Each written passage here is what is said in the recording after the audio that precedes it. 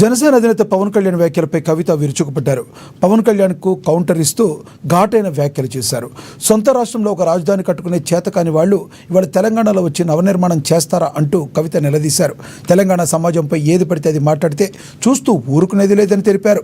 తెలంగాణ ఆంధ్రప్రదేశ్ రాష్ట్రాలు విడిపోయినా ఇరు ప్రాంతాల ప్రజలు మాత్రం విడిపోలేదని, వారి మధ్య ఎలాంటి విభేదాలు లేవని కవిత తెలిపారు. రాజకీయ ప్రయోజనాల కోసం ప్రజల మధ్య చిచ్చుపెట్టే ప్రయత్నాలు చేయవద్దని ఆమె హితవు పలికారు. ఇక్కడ లేనిపోని పెత్తనాలు చేయాలనుకుంటే తెలంగాణ సమాజం సహించలేదని, ఊరుకునే ప్రసక్తే లేదని చెప్పుకొచ్చారు. తమ పంచాయతీ అంతా ఆంధ్ర రాజకీయ నేతలతో తప్ప అక్కడి ప్రజలతో కాదన్నారు.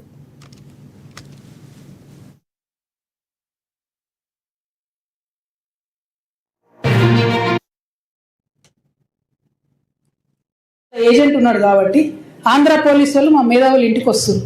ఇట్లా చేస్తే మాత్రం ఊరుకోం, క్వశ్చనే లేదు. మాకు అన్ని రైట్స్ ఉన్నాయి. మేము అనుకున్నది మేము ఖచ్చితంగా చెప్తాం. రాజకీయంగా దమ్ముంటే దాన్ని ఎదుర్కోండి. మీ కాడ రాజధాని కట్టుకున్నాడు రాదు శాత కాదు, కానీ ఇడికి వచ్చాట తెలంగాణ నవనిర్మాణం చేస్తారట.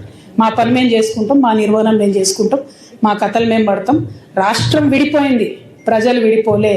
మీరు ప్రజల మధ్యలో చిచ్చు పెట్టకండి. చిచ్చు పెడితే మాట్లాడేటోళ్ళు లేరు, ఊరుకుంటోళ్ళు లేరు అనుకుంటారేమో. ఇగో ఈ జెండా రాకముందు లెక్క వేరే, ఇప్పుడు లెక్క వేరే.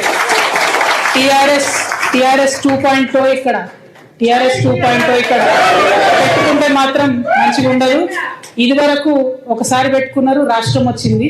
ఈసారి మూతి పనులు రాలిపడతాయి. కాబట్టి మీరు మా ప్రజల్ని తక్కువ చేసి మాట్లాడడం, మా మేధావుల మీద చేయాలనుకోవడం, లేనిపోని సాంస్కృతిక పెత్తనం మా మీద రుద్దాలనుకోవడం, మీకు అక్కడ రాజధాని కట్టుకోవడం చేతగాక మీ పొలిటికల్ పంచాయతీలను తీసుకొచ్చి మా మీద రుద్దడం.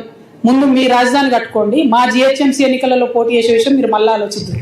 మా జిహెచ్ఎంసీలో ఇక్కడ సెటిల్ అయ్యి ఇక్కడ ఉన్నటువంటి ఆంధ్ర బిడ్డలు మా వాళ్ళు. గత 12 ఏళ్ళుగా వాళ్ళని మేము కడుపులో పెట్టుకొని కాపాడుకున్నాం. ఇంకా ఎన్ని ఏళ్ళైనా అట్లనే కాపాడుకుంటాం. తెలంగాణ వాళ్ళం ఎవరిని ఇబ్బంది పెట్టేటోళ్ళం కాదు.